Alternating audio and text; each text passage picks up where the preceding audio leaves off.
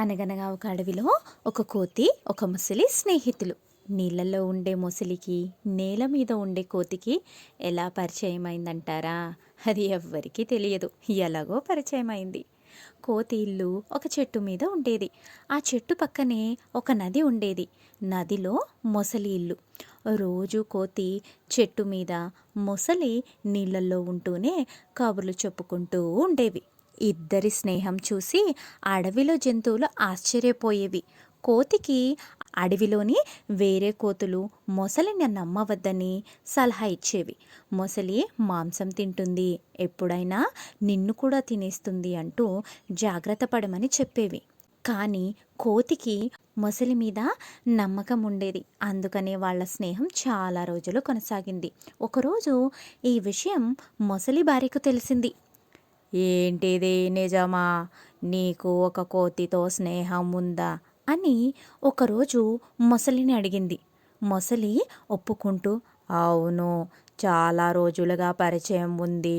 కోతి చాలా తెలివైనది, నాకు చాలా విషయాలు చెబుతుంది అన్నాడు.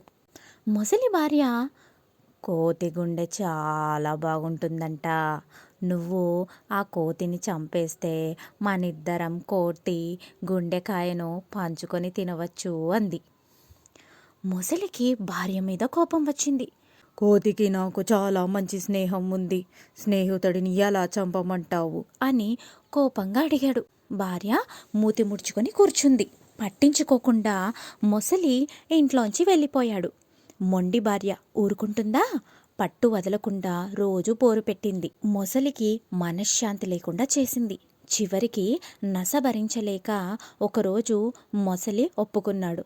సరే, ఏ సాయంత్రం కోతిని తీసుకువస్తాను, నీకు నచ్చినట్టు కానీ అని కోతి ఉండే చెట్టు వైపుకు బయలుదేరింది. కోతిని చెట్టు మీద నుంచి దిగిరమ్మని ఒప్పించడం ఎలా? అందుకని ఒక పథకం వేశాడు. చెట్టు కింద నుంచొని కోతిని పిలిచాడు. కోతి బయటకు వచ్చింది. మొసలిని చూసి సంతోషంగా పలకరించింది.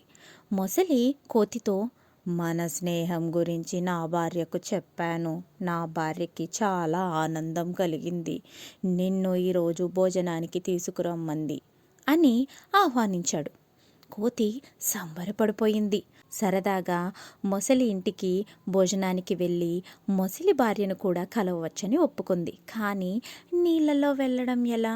మొసలి తన వీపు మీద కూర్చోపెట్టుకొని తీసుకొని వెళ్ళి తిరిగి తీసుకువస్తాను అంది. కోతి చాలా ఉత్సాహంతో వచ్చి మొసలి వీపు మీద ఎక్కి కూర్చుంది. మొసలి నీళ్ళల్లో ఈదుతూ కోతిని తన ఇంటి వైపుకు తీసుకెళ్తూ ఉంది. దారిలో మొసలి ఏడవటం మొదలుపెట్టింది. కోతికి ఆశ్చర్యం వేసింది. ఎందుకు ఏడుస్తున్నాడని మొసలిని కనుక్కుంది. మొసలి ఏడుపు ఆపటం లేదు. కోతి చాలా అడిగింది. నది మధ్యలో ఆగి ఇద్దరూ మాట్లాడుకున్నారు. భోజనానికి పిలిచింది అబద్ధమని, మొసలి తన భార్య కోతిని తిందామని ఈ పథకం వేశానని నిజం చెప్పేశాడు మొసలి. ఈ మాట విన్న కోతికి ఒక్కసారి గుండె లాగిపోయినంత పనైంది.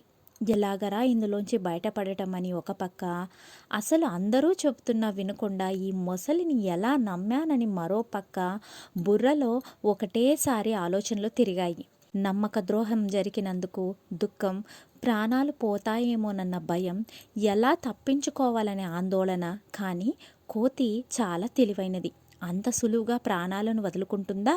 ఈ భావాలేమీ మొసలికి తెలియనివ్వలేదు. గట్టిగా నవ్వటం మొదలుపెట్టింది. మొసలి కన్నీళ్లు నవ్వుతున్న కోతిని చూసి ఆగిపోయాయి. మొసలితో అంది, సింతేనా? దీనికెందుకు ఏడుస్తున్నావు? ముందే చెప్తే నేను నీకు నా గుండె తెచ్చి ఇచ్చేవాడిని. కానీ ఇప్పుడు అది నా దగ్గర లేదు. నా ఇంట్లో భద్రంగా దాచి వచ్చాను. మళ్ళీ ఇంటికి తీసుకొని వెళ్తే చెట్టులోంచి నా గుండెను తీసుకొచ్చి నీకు ఇస్తాను. నువ్వు నీ భార్య హ్యాపీగా తినవచ్చు అంది కోతి.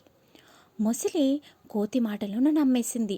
కోతిని తిరిగి ఇంటికి తీసుకువెళ్ళింది. కోతి అమ్మయ్య అనుకొని నీళ్ళల్లో నుంచి ఒక్క గెంతు గెంతి నీటిలో నుంచి గట్టుపైన ఎక్కేసింది. అలా ప్రాణాలు కాపాడుకుంది. మొసలి చాలాసేపు ఎదురు చూసింది. మొత్తానికి కోతిని పిలిచింది. కోతి గట్టు మీద కూర్చొని, గుండె లేదు, ఏమీ లేదు, అసలు నీలాంటి మొసలితో నాకు స్నేహమే వద్దు, ఇంకెందుకు ఇంకెప్పుడు నువ్వు నాకు కనిపించకు అని కోపంగా చెప్పింది. మొసలి తలదించుకొని వెళ్ళిపోయింది. చెడ్డవాళ్ళతో స్నేహం ఎప్పుడైనా చెడే చేస్తుంది. అలాంటి వారితో మనం దూరంగా ఉంటే మంచిది. పిల్లలు, ఈ కథలోని నీతి, ఎదుటి వారి తెలివిని తక్కువ అంచనా వేయరాదు. కథ నచ్చిందా? అయితే లైక్ చేయండి, షేర్ చేయండి, సబ్స్క్రైబ్ చేసుకోండి.